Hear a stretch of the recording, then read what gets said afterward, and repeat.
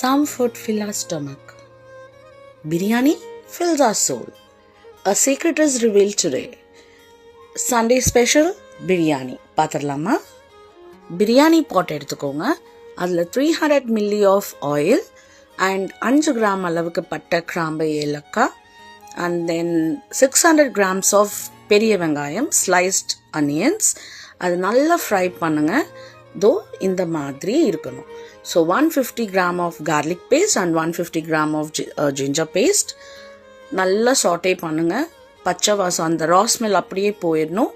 Then handful of கொத்தமல்லி and புதினா, 150 grams of சின்ன வெங்காயம், அது கூடவே கொஞ்சமாக புதினா அண்ட் மல்லி, இது மூணையும் சேர்த்து நல்லா பல்ஸ் பண்ணிவிட்டு அதையும் ஆட் பண்ணுங்க.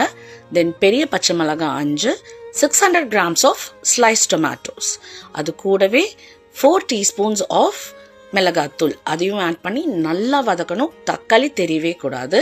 அண்ட் தென் தேவையான அளவு உப்பு, பட்டை கிராம்பு பவுடர் ஒரு சின்ன ஸ்பூன், இஞ்சி பூண்டு, மிளகாத்தூள் அண்ட் உப்பு எல்லாம் சேர்ந்து வேக வச்ச மட்டன், அது தனியாக தண்ணி எடுத்துட்டு மட்டன் மட்டும் நம்ம ஆட் பண்ணிக்கலாம்.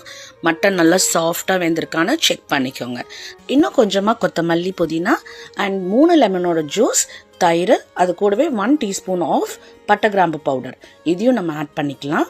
அண்ட் தென் இந்த மசாலா நல்லா வெந்ததுக்கு அப்புறமா நான் மட்டன் வேக வச்ச தண்ணி அளந்து வச்சுருக்கேன்.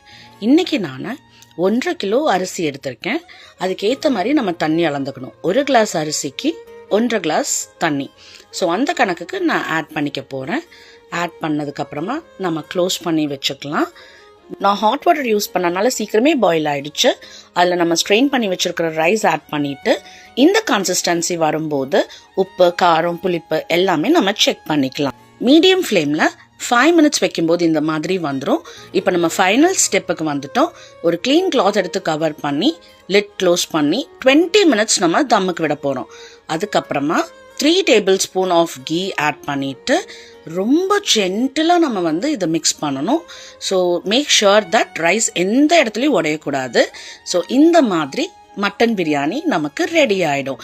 என்னோட ஃப்ரெண்ட்ஸ் நிறைய பேர் கேட்பாங்க, நீங்கள் பிரியாணி வச்சா மட்டும் எவ்வளோ டேஸ்ட்டாக இருக்குன்னு.